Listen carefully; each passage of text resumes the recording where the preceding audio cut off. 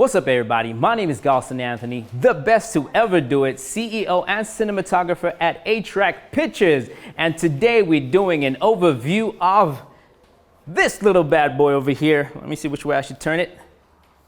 The autofocus caught the Fx3. And before I get into it, I would like y'all to know that Visual Impact gave me a call, said, hey, do you want to travel 60 kilometers south into Johannesburg and come check this camera out? I said, hell yeah, I do. And so they are a rental and a sales company. So if you do want anything to do with cameras, especially Sony, please do give them a call. They did not pay for this one, so the integrity of the camera is still going to be there as far as my overview is concerned. Now, getting straight into it. The Fx6, Fx3, Fx6, Fx9, Fx3. Sony, the names are confusing, but it's a whole lot better than Canon. All right, this camera is basically built like the A7S III, but it does have the exact same sensor as the A7S III. Full frame, 422 10-bit camera, but it also does the same thing as the A7S III, which gives a 16-bit raw output. But the difference here is a different housing. Although not too far difference in size, but it's a whole lot more rugged. If you go through the camera and you open the screen, you would first see that there's a whole lot of information to deal with there, and which is a good and a bad thing at the same. Oh, hit the record button. We'll get to the recording a little bit later. And the screen is flip out screen that you could use in any direction. I think I like that part. The on and off button is right over here, but the menu, although it was right in my face, was pretty hard to find, but I like that it's big enough. However, on the top is where the record, the white balance, and the shutter and the iris is right over there. I found it quite interesting where they put the record button. If you could, I don't know if you could see it. No, you won't be able to see it. They put it here at the top, but my finger kind of struggles to get to the record button. I wouldn't have that kind of balance because my 2 or 3 fingers is trying to hold the camera on the right-hand side. I felt like they could have put it where the shutter button is. However, I just don't have too much of a grip of it, but it would have been a lot more comfortable just to hit the button over there with my index finger. Right, but the feel of the camera is definitely more rugged. It does feel like if I had to drop this, I would still survive another day of shoot as opposed to the A7S III. But there's nothing wrong with the A7S III. It's just the feel is a little bit different.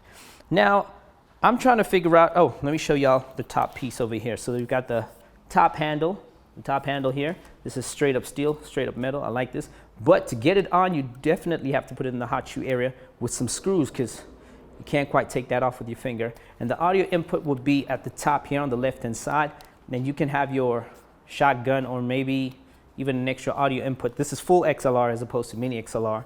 And on the left-hand side, which I figured is at the right place, you can actually check the volume as you are recording, as opposed to, you know, most DSLR-looking cameras, you would struggle to actually change volume while you recording. I think it's a nice touch, but in the same time, don't like it because it's up here. But I feel like if they had to actually put it on the body, it would make the body a lot more chunkier, which probably would have defeated the purpose of having a smaller camera. Which comes to the point, who is this camera for? Well, just after a short discussion, we figured this is probably a drone camera. You know, you want to have a Fx9 or Fx6 and you want to have a drone B cam, this will be the camera for you. Or if you're a little bit of on a budget and you want to have 2 cameras instead of 1, but have this rugged feel and travel easily with it on a cinema kind of feel and body, this would be definitely the camera for you because I believe they go for 65,000 Rand. I didn't actually check them in the US dollar. I'll probably put in the screen over here how much it costs in US dollars. I figured it's for them. And maybe gimbal work, because although the Fx6 is a small camera, the lighter the camera is for gimbal, the better.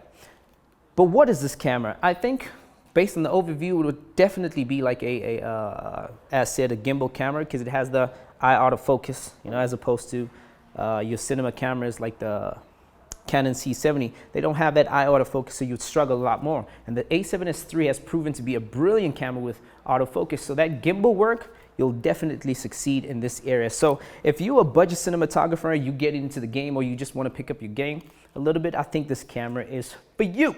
Now, that's all I got to say for my little overview. For a little bit more detail on the camera, hopefully Visual Impact will give me this camera to actually do test shots on it at home for at least a week or 2, guys. A week or 2, all right, to have this camera and tell you more about it. But until then, please subscribe to the channel. Make sure you hit the notification button because you will be the first to know. And until next time, it is peace out.